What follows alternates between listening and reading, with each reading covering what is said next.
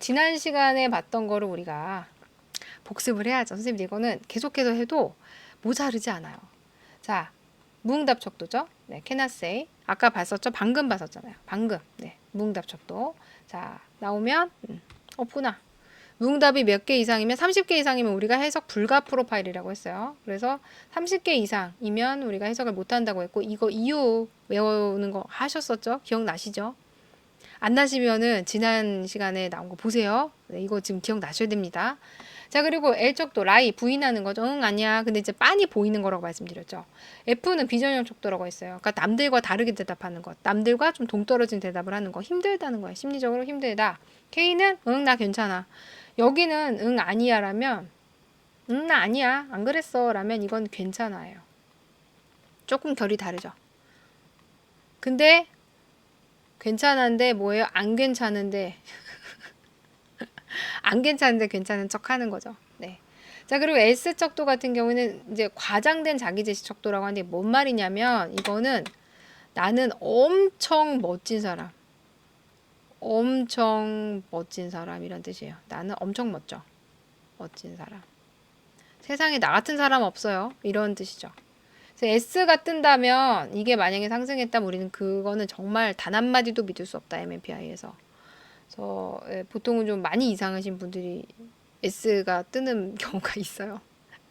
FBS다. 이건 부정 왜곡 척도죠. 그래서 fake bad scale인데 보험 뭐 이런 거 노리시는 분들 아니면은 이제 본인이 이제 징역을 가야 되는데 그거를 피하고자 갑자기 심신미약 주장하시는 분들 있잖아요. 그런 분들도 이거를 상승을 시킬 수 있죠. 그다음 정신병리적 비정형 FP라고 했어요. 이거는 정신병인가 있는 분들조차도 대답을 안 하는 이제 그런 문항들인데 이것도 우리가 페이크를 가려내기 위한 거죠. 그다음에 FB는 비전형 후반부라서 갑자기 뒤에서 이제 집중이 안 되면서 아무렇게나 대답을 하는 경우가 있을 수 있어요. 그러면 이런 경우에 내용 촉도 같은 건 해석 하나도 못 합니다. 그다음 VRIN 아까 말씀드렸죠? 네, Variable Response Inconsistency. 자, 이런 경우에 뭐예요? 아무렇게나 예 아니요 중에서 아무렇게나 한 거고 고정 반응은 예면 예, 아니면 아니요만 계속 한 거예요. 한 가지만 죽으라 하고 찍은 거. 요거 지금 외우셔야 돼요. 네. 이거 미네소타 남친이 그거 우유우유 회피했다. 아시죠? 네, 그거 미네소타 남친 찾아보세요. 모르면 미네소타 남친 우유우유 회피했다. 기억하셔야 됩니다. 네. 자, 타당도 척도 아까 말씀드렸던 거죠. 하나하나 좀 살펴보겠습니다. L척도 자신을 좋게 보이기 위해서 고의적이고 부정직하며 세련되지 못하게 응 아니야 아니야 말씀드렸죠. 수검자가 자신의 결점을 부정할 가능성을 의미하기 때문에 긍정 왜곡입니다. 그러니까 나는 그런 사람 아니야. 긍정 왜곡이죠. 그러니까 나를 왜곡하는데 좋게 보이게 왜곡한다 이런 뜻이에요. 그래서 부인어가 방어기제 사용하시는 분들이 뭐예요? 3번 척도 상승하는 분들, 히스테리 뜨시는 분들이잖아요.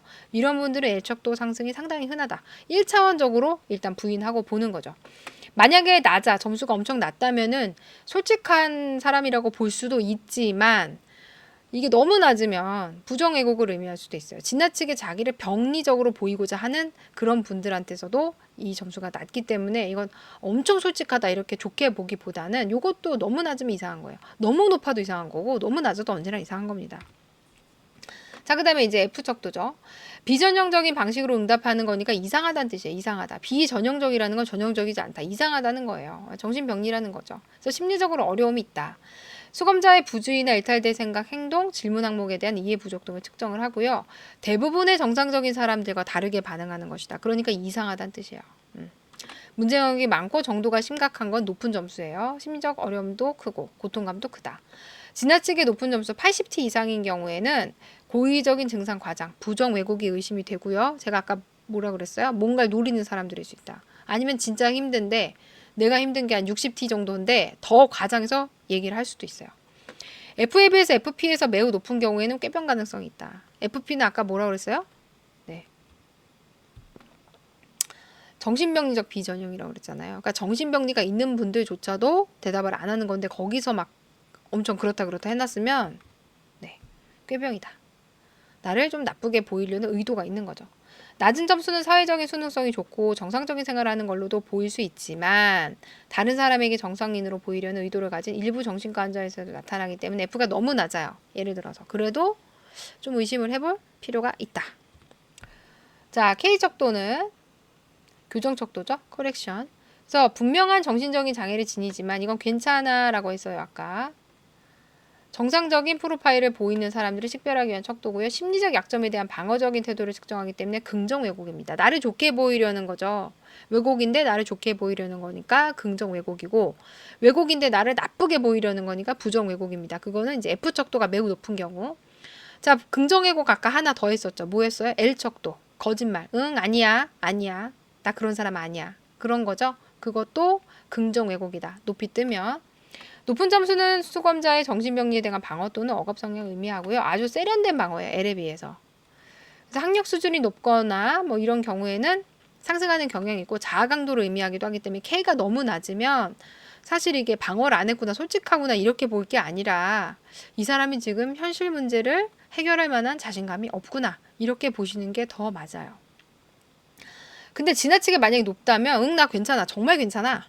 하나도 안 힘들어. 괜찮아. 이렇게 말하는 거기 때문에 통찰이 부족한 거죠.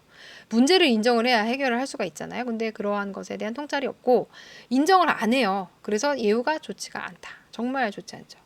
근데 지나치게 낮은 점수는 자신의 문제를 솔직하게 인정하고 방어 수준이나 대처 능력 저하로 해석을 하는 것이고요. 너무 낮다. 너무 낮으면 이거죠. 나를 너무 나쁘게 보이려는 의미이기 때문에 뭐예요? 부정 왜곡이다. 이거는. 아니면 자아 강도가 너무 약해져서 아 저는 지금 제 문제를 당면한 과제를 해결할 능력이 없는 것 같아요 라는 해석을 하시면 됩니다. 자, 그래서 요거를 사각형이다 V형이다 이렇게 보실 수가 있는데 요게 점수예요. 그러니까 L하고 K는 50T 50T라고 했을 때 요게 그래프 모양이 이렇다는 거예요. 그 다음에 얘가 60T라면 F는 이렇게 요 언더 뭐 요쯤에서 그래서 L하고 K는 비슷한데 F가 높다면 뭐예요? 삿갓형이죠. 그 김삿갓, 김삿갓. 뭐 아실려나 모르겠네요. 한번 찾아보세요. 옛날에 쓰던 이제 얼굴 다 가리는 모자입니다. 삿갓형이라고 하는데, 자, 심리적 어려움을 인정하고 도움을 요청한 상태. 그러니까 아니야, 괜찮아는 내려가 있고 상대적으로 힘들어가 올라가 있으니까 내 문제를 솔직하게 인정하고 도움을 구하는 상태라고 우리가 해석을 할 수가 있는 거죠. 자, 그런데 얘가 만약에 너무 낮아. LK가 너무 낮으면 증상을 과장할 가능성이 있는 거죠. 그리고 꾀병이 아닐 경우에는 지나치게 자기 비판적이고 당면한 문제를 해결할 자신이 없음을 반영할 수 있습니다. 이렇게 해석을 하게 되고요.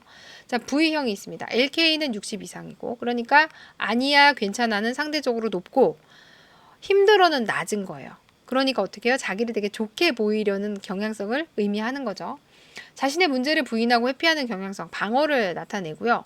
방어적인 정상인, 그러니까 내 문제를 이렇게 별로 보이고 싶어 하지 않는 건 사실은 정상적이라고 볼 수 있잖아요. 우리가 이렇게 누가 그렇게 내 단점을 다 드러냅니까? 그래서 좀 다소 방어적인 정상인에게도 볼 수 있는 프로파일이고, 입사 지원자들한테 이 MMPI를 실시를 하는 경우가 있겠죠. 이런 분들은요, 엄청나죠. 당연히 A라고 K를 상승시키죠. S까지 뜹니다. 네, 과장된 자기 제시까지 다 띄우죠. 내가 엄청 좋은 사람으로 보여야 되잖아요. 그래야 입사가 되잖아요. 그래서 그런 경향이 나타납니다. 자, 자주 나타내는 프로파일이지만 만성적인 정신장애에서도 나타날 수 있다. 이게 너무 문제가 오래되면은요. L하고 K가 높아요. F보다. 이거는 만성화된 경향성을 나타내는 경우가 될 수 있고요. 주 방어 기제는 억압과 부인이다. 자, MMPI 사당도 척도에서 F 척도는 높고 L 척도는 보통이고 K가 낮은 경우의 특성이에요. 이거는 선생님들 필기 문제입니다. 필기 문제라서 보기가 있죠. F가 높고요. LFK 중에서 LFK 중에서 높다 낮다는 뭐 65점 이상이라고 칠게요. F가 제일 높고요. 그 다음에 L은 보통이고요. K가 제일 낮아요. 그럼 뭐예요? K가 아까 뭐라고 그랬어요, 제가? 자아 강도라고 그랬잖아요. 자아 강도는 내가 지금 현실적인 어려움을 해결할 능력이 있다고 여기는 건데 지금 여기서는 K가 제일 낮으니까 없다는 거예요. 나는 문제 해결할 자신이 없어요. L이 보통이라는 거는 내가 무턱대고 순진한 거짓말 하지 않았다는 뜻이고 F는 지금 내가 힘들다는 뜻이죠. 요거를 놓고 봤을 때 이 문제를 푸는 거죠. 수검자는 솔직하고 자기 비판적이죠. 그쵸? 다소 도덕적으로 엄격한 편이고 융통성도 없죠. K가 이렇게 낮으면 융통성이 없는 분들이 많아요. 심리적으로 단순해서 지나치게 감정적으로 대응하는 편이다? 이건 잘 모르죠. 모르겠어요. 혼자 있기를 선호하는 편으로 이것도 잘 모르겠지만 자신이 지닌 많은 심리적 문제를 인정하고 있죠. 그러니까 가장 적절하지 않은 거를 고르라면 뭘 골라야 돼요? 이거죠. 얘도 적절하지 않을 수 있지만 이 반은 맞았잖아요. 그죠? 그렇기 때문에 가장 적절하지 않은 건 3번이다. 이런 식으로 문제를 푸시면 됩니다. 자, 그 다음에 나오는 건 이제 우리가 MMPI 해석 순서인데 요것도 문제로 나올 수 있어요. 선생님들 아주 기초적인 거기 때문에 일단은 검사 태도를 검토를 해야 되는 거죠. 타당도 봐야 되고 아까 봤던 우리 LFK는 기본이고 이제 뭐 VRIN, TRIN, FBS, FP, 뭐 FB 다 봐야 돼요. 자, 그리고 소요 시간, 행동 관찰 다 해서 이거는 이제 타당도 척도기 때문에 이건 양적으로 우리가 검증을 하는 거고 숫자는 양이라고 그랬어요, 제가. 얘는 질적이죠. 양과 질을 같이 봐야 된다. 자, 그리고 척도별 점수를 검토를 하고요. 저희 지난 시간에 주구장창에 썼던 거 임상 척도별 점수. 그다음에 척도 간의 연관성 이제 분석을 하고 왜냐하면 선생님들 한번 생각을 해보세요. 내가 엄청 우울해요. 엄청 우울해요. 우울하면 뭐가 상승해야 돼요? 일단 D. 그러니까 2번 척도가 상승한단 말이에요. 그러면서 9가 같이 상승하기는 어렵다. 얘는 에너지라고 했잖아요. 우울이 엄청난 사람이 에너지가 넘치던가요? 근데 이게 같이 상승할 수도 있죠. 그러니까 그땐 봐야 되는 거죠, 양상을. 그래서 연관성을 좀 분석을 할 수가 있고 척도 간의 응집, 분산의 확인 및 해석적 가설 설정 요게 투코드입니다. 선생님들이 이제 오늘 주구장창 하실 거 투코드 타입 뭐예요? 쌍척도, 새쌍척도 이런 거. 그 다음에 낮은 임상 척도도 검토를 해야 되는 거예요. 이게 문제에 나왔었는데 MA 척도, 그러니까 9번 척도 같은 경우에는 높은 거는 해석하지만 높은 거 이제 에너지가 너무 과하다, 과잉이다, 경조증이라고 그랬잖아요. 조증보다 살짝 아래, 살짝 아래라고 말씀드렸어요. 자, 9번 척도가 상승했다는 건 그러니까 과잉 활동성이 지금 나타나고 있다는 건데 만약에 얘가 낮으면 이제 30점대다 이러면은 이것도 해석 가능한 거라고 말씀드렸죠. 딱히 우울이 상승하지 않아도 우울 환자로 볼 수 있어요. 9번 같은 경우에서 낮은 임상 척도가 있는지를 검토를 해야 되는 거고 형태적 분석하고 그다음에 전체 프로파일 형태에 대한 분석을 하는 것까지가 이제 7단계고요. 이게 문제로 나올 수 있습니다. 나왔던 적이 있었고요. 자, 그럼 결과 해석 순서를 조금 자세하게 살펴보도록 하겠습니다. 검사 태도에 대한 검토는 아까 말씀드린 대로 양적과 질적 모두를 고려를 해서 평가를 해야 된다고 했었어요. 그래서 양적 같은 경우에는 수치, 그냥 단순 수치여서 무응답 봐야 되고 30개 이상인가를 봐야 되고 만약에 있다면 자, 그리고 VRIN, TRI 뭐 이런 것도 다 점수로 검토를 하시면 되고요. 이게 양적이고 질적은 뭐예요? 질을 봐야 된다고 했잖아요. 검사 소요 시간 보통은 60분에서 90분 정도가 소요가 되는데 너무 짧다던가 20분 안에 다 끝냈다던가 문항이 빈 게 하나도 없는데 20분 안에 끝냈다던가 아니면 너무 길게 3시간 4시간을 잡고 있었다던가 이런 것도 다 우리한테 임상적인 의미를 주는 거예요. 자, 그리고 검사 수행 시 수검자의 행동을 보셔야 되죠. 사실은 그래서 모든 검사 장면에는 수검자와 검사자가 한 공간에 있는 게 원칙이긴 해요. 근데 이제 우리 어떤 현실적인 문제상 그렇지 못한 경우들이 많은데 검사를 수행했을 때 이 사람이 막 자주 수정을 하는지 질문을 너무 많이 하는지 아니면은 저는 이제 충동성 되게 높으신 분이었는데 NS가 거의 극강이었죠. TCI에서 말하는 자극추가 극강이었는데 이 번호가 있잖아요. 번호가 이제 이렇게 뭐 이렇게 있단 말이에요. 그 MMPI 체크하는 번호가. 근데 이 체크가 너무 커서 이렇게 다 내려가요. 원래 얘한테 하는 건데 이렇게 다 겹쳐져 있어요. 모든 것들이 모든 체크가 보면 막 연필을 엄청 필압도 높고 이런 것들을 다 체크가 가능한 거죠. 그런 행동을 다 관찰해야 된다. 그 다음에 척도별 점수를 검토를 하는 거죠. 그래서 척도별로 점수 상승 정도를 파악을 하고 수검자의 연령, 성별, 교육 수준, 증상 등을 다 고려해서 가설을 설정을 하게 되는 거죠. 그죠? 연관성. 아까 말씀드렸던 것처럼 척도 특성이 있잖아요. 예를 들어서 우울의 어떤 주호소를 이제 갖고 온 분이라면 2번이 떠야 되겠죠. 2번이 상승해야 되는 거잖아요. 그죠? 7번도 상승할 수 있고. 네, 그런 것들. 그리고 그러면 뭐가 내려가야 돼요? 9번. 에너지를 의미하는 9번이 내려가야 되는데 과연 그러한가? 뭐 이런 것들을 검토를 해야 되는 거죠. 근데 아까 말씀드린 응집과 분산을 확인하고 해석적인 가설을 설정을 하는 거예요. 그래서 높이 상승한 두 개의 척도의 관련성을 고려를 하고 그러니까 투코드. 다른 척도의 분산을 파악을 하는 거고 분산도가 클수록 분산도가 크다는 건 뭐예요? 차이가 크다는 거예요. 요렇게 뭉쳐있는 애들이 이렇게 있고 나머지는 거의 상승을 안 했다든지 이런 것들이 분산도거든요. 이런 거를 보인다면 더 뚜렷하게 특성이 나타난다는 거죠. 고르면 사실 의미가 없잖아요. 다 고르고루 점수가 비슷비슷하다면 우리가 특이하게 해석할 건덕지가 없는데 어떤 것들은 얘네들은 같이 모여서 상승하고 뭐 아니면 어떤 것들은 거의 밑으로 깔려 있다든지 이런 것들을 보면은 네, 상승한 척도의 특성이 더 뚜렷하구나를 알 수가 있죠. 그 다음에 낮은 임상 척도 제가 봐야 된다 말씀드렸죠. 그래서 낮은 점수의 해석은 높은 점수 반대가 아니에요. 낮은 점수의 고유한 의미 아까 말씀드린 경조증이 없다가 아니죠. 그러니까 경조증 같은 경우에 아까 9번 같은 경우에 9번이 65점 이상, 65T 이상인 사람하고 9번이 뭐 한 30점대 나온 사람하고 비교를 했을 때 그럼 경조증 증상이 없고 뭐 그러면은 잘 적응하는 사람으로 봐야 되냐? 그건 아니라는 거예요. 그 임상척도만의 의미가 있다. 그래서 9번이 만약에 너무 낮다면 30점대라면 딱히 우울 척도 2번이 상승하지 않아도 우울의 가능성이 있고 두 번째는 뭐였어요?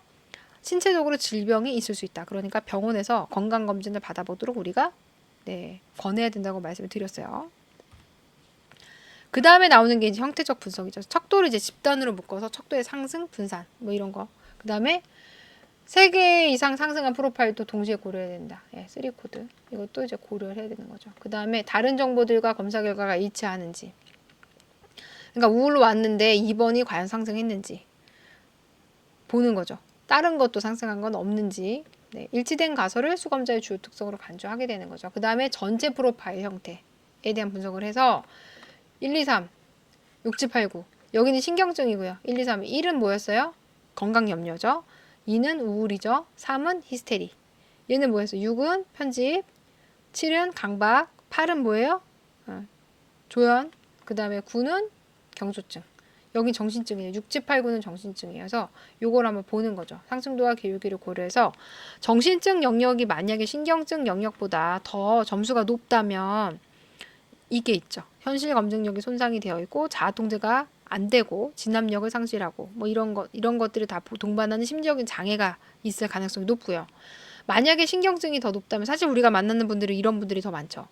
우울, 불안, 사기 저하 등의 정신증적 혼란감이 없는 그러니까 내가 누구고 여기가 어디인지를 모르지 않는 이제 그런 분들이 다양한 신경증적 상태를 보일 가능성이 더 높다. 이렇게 생각을 하시면 됩니다. MMPI 일반적인 해석 과정은 다음과 같이 구분할 수 있다. 다음의 빈칸에 적절한 단계를 적고 간략히 내용을 간략히 기술하시오. 단 타당도 척도와 임상 척도를 중심으로 적을 것. 2015년 1회차에 나왔던 겁니다. 얘만 하나 주어졌었어요. 그리고 나머지 이 괄호 안에 채우시는 거예요. 괄호 안에 채우고 옆에 설명하고 이런 문제가 나왔었죠. 그래서 만약에 지금 이거를 대답을 할 수 있다면 선생님들은 정말 바로 합격이죠. 네, 바로 합격입니다. 어려운 문제에 속해요, 사실. 자, 1단계는 검사 태도에 대한 검토라서 양적, 질적 측면을 모두 고려해서 평가를 한다. 이렇게 대답을 하시면 되고 2단계는 개별 척도의 점수를 검토한다. 척도별 점수 상승 정도를 파악을 하고 이런 것들을 고려해서 가설을 설정을 하고요. 3단계는 척도 간의 연관성을 분석을 해서 척도의 특성 및 수검자 상태를 고려해서 다른 척도의 관계 양상을 검토를 하고요. 4단계는 응집 및 분산, 이게 쌍척도라고 했었어요. 높이 상승한 두 개 척도의 관계성을 고려를 하고요. 다른 척도와의 분산도를 파악한다. 그래서 요게 크면 상승한 척도의 특성이 더 뚜렷함을 의미한다고 했고요. 5단계는 낮은 임상 척도를 봐야 된다고 했어요. 그래서 낮은 점수의 해석은 높은 점수의 반대가 아니라 그 임상 척도만의 고유한 뜻이 있다고 말씀드렸죠. 그 다음 6단계가 형태적 분석입니다. 그래서 척도를 집단으로 묶어서 상승 분산 형태 분석을 하고 이때 나오는 게 3코드 타입이다. 그래서 이것도 동시에 고려하고요. 다른 정보들과 검사 결과가 일치하는가를 검토를 해야 되죠. 그리고 일치된 가설을 수검자의 주요 특성으로 간주를 하게 됩니다. 마지막으로 전체 프로파일을 봐야 되는데 이때는 1, 2, 3번. 1, 2, 3 대 6, 7, 8, 9다. 그래서 요 상승도와 기울기를 고려하고 정신증 영역 점수가 신경증 영역보다 높으면 현실 검증력 등의 이런 증상을 보일 수가 있고 신경증 점수가 더 높으면 우울, 불안, 사기죠. 이런 문제들이 보일 수 있다. 이렇게 정리하시면 됩니다. 자, 긍정 왜곡과 부정 왜곡 아까 제가 타당도 척도할 때 설명을 했었어요. 그죠? 이건 타당도에서 볼 수가 있는 건데 긍정 왜곡은 뜻이 뭐였어요? 나를 좋게 보이려는 의도고 얘는 나를 나쁘게 보이려는 의도죠. 나를 좋게 보여서 나 심리적 문제가 하나도 없는 사람이야. 나 문제 없는 사람이야. 나 엄청 괜찮고 정신적으로 아무 문제가 없어. 라고 보일 그런 상황이 있을 수 있고 부정 왜곡은 나 너무 힘들고 나 정신적으로 되게 지금 고통스러운 상황이어서 내가 지금 하는 행동을 내가 통제할 수 없고 내가 무슨 행동을 했었는지 기억이 안 나. 라고 하는 그런 상황이 있을 수 있겠죠. 다 둘 다 본인한테 유리한 대로 하는 거니까. 특징을 한번 설명해 볼게요. 긍정 왜곡은 자신의 심리적 어려움을 축소하거나 숨기고 긍정적으로 보이고자 할 때. 주로 언제예요? 잘 보이고 싶을 때, 입사할 때. 예, 그쵸. 그때 많이 일어납니다. 그래서 LKS 척도가 상승을 하고 증상을 축소해야 되는 상황, 취업이라든가 인사선발이라든가 자녀 양육권 평가에서 나타날 수 있고요. 부정왜곡 같은 경우에는 내 심리적 어려움을 과장하고 실제보다 더 부적응적으로 보이고자 할 때인데 언제예요? 감옥 가기 싫을 때죠. 심신미약 같은 걸로 병원에서 남은 형량을 채우고자 할 때 이럴 때 가장 많이 나타납니다. 그래서 FFP, FBS가 상승을 하고 도움이 절실하게 필요할 때도 물론 그럴 수 있고요. 심리적인 문제가 있는 걸로 보고해서 내 행동에 대한 책임을 회피하려고 할 때 심신미약 아까 말씀드린 것처럼 아니면 경제적인 이익 내가 정신적으로 너무 심각한 고통을 받아서 내가 지금 씻을 수 없는 정신적인 장애가 생겼다. 그래서 상해보상금을 수령할 때 이렇게 세 가지가 이 원인이 될 수 있겠죠. 계속해서 다면적 인성검사에서 임상척도 복습을 들어가도록 하겠습니다. 선생님들께서 이미 다 잘 알고 계시겠지만 그래도 이거는 아무리 강조해도 지나친 게 아니기 때문에 임상척도의 어떤 개념은 머릿속에 지금 넣고 계셔야 돼요. 1번 척도는 뭐였죠? 건강염려증. 예전에는 건강염려증으로 진단을 내리려고 만든 척도인데 각 척도 명칭에 따라서 진단을 내리려고 했는데 어떻게 한다고 했어요? 그게 상승한다고 해서 반드시 그 병으로 진단을 내릴 수 있다 없다? 없다. 그래서 지금 현재는 이러한 명칭들을 쓰지 않고요. 건강염려증이니 뭐니 이런 말 안 쓰고 지금은 HS, 하이포콘드리시스 요거의 약자. 예. 왜 이렇게 또 되는지 모르겠어요. 근데 아무튼 HS로 불리는 걸로 1번 또는 HS 이렇게 쓰시는 게 정답이고 말씀드렸지만 시험에선 반드시 이렇게 쓰셔야 돼요. 이렇게 나올 수도 있고 이렇게 나올 수도 있지만 이렇게 쓰면 틀렸다. 혹시 채점자를 너무 엄격한 분을 만났다면 이거 쓰면 틀려요. 그렇기 때문에 두 가지를 외우시고 1번 척도가 상승했을 때, 즉 65점 이상으로 상승했을 때는 아 이분이 이러한 특성들이 있겠구나 라고 우리가 생각을 할 수 있다는 얘기죠. 자 2번은 뭐였어요? 우울증. 그쵸? D, 디프레션. D 또는 2번이라고 쓰시면 됩니다. 자 그리고 3번은 히스테리아죠. 이전 명칭은 히스테리고 HY 또는 3번 요렇게 외우시는 게 좋아요. 왜냐하면 이거 자체도 또 임상 소척도에서 D1부터 뭐 D5까지 나오잖아요. 얘도 HY1부터 HY5였나요? 네, 이렇게까지 나온다. 그래서 이 임상 소척도 하기에도 이걸 보시는 게 훨씬 더 나아요. 그쵸? 무슨 말씀인지 아시겠죠? 자, 4번은 반사회성이죠. PD 4번. 5번은 MF. 이거는 임상척도 아니라고 했어요. 임상척도가 아니다. 임상척도가 아니란 말은 뭐예요? 이게 상승한다고 해서 어떤 정신적인 어려움, 심리적인 어려움이 있다고 보지 않는다. 이렇게 말씀을 드렸어요. 이거 조금 이따 다시 설명을 드릴게요. 그 다음 6번 편집증이죠. 6번 끊임없는 의심과 불신. 이게 바로 6번 척도의 특징이죠. PA. 7번은 뭐였어요? 7번은 이제 강박증, 걱정 많이 하는 분들이 이게 많이 상승하죠. PT. 사이케스티니아, 강박증이죠. 그죠? 이 사이기 우리의 정신, 마음 이런 뜻이잖아. 에스티니아는 뭔가 약해졌다 이런 뜻이에요. 정신이 약해졌다. 거기에서 유래해서 사이케스티니아라고 하죠. 7번. 그 다음에 8번은 스키조프레니아. 분열이었는데 예전에 분열이었는데 이제 어감이 좋지 않다고 그래서 이제 조현병으로 바뀌었고 지금 이제 조현병, 조현증 이렇게 하죠. 스키조프레니아. SC로 우리가 약자를 하고 스키조가 분열이란 뜻이에요. 스키조가 분열이란 뜻이고 이게 마음인가 그럴 거예요. 그래서 마음이 분열됐다. 마음이 산산이 이제 조각이 났다. 이런 뜻으로 생각을 하시면 돼요. 자, 그다음에 9번은 매니악이죠. 하이퍼매니악. MA.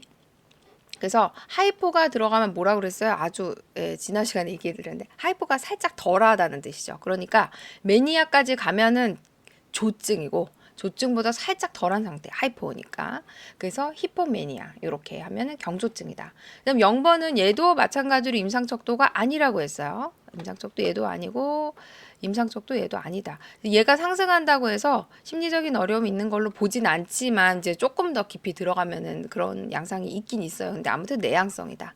사회적으로 활발한 활동을 별로 좋아하지 않는 사람이구나. 내향적인 사람이구나. 이렇게 생각을 하시면 되고요.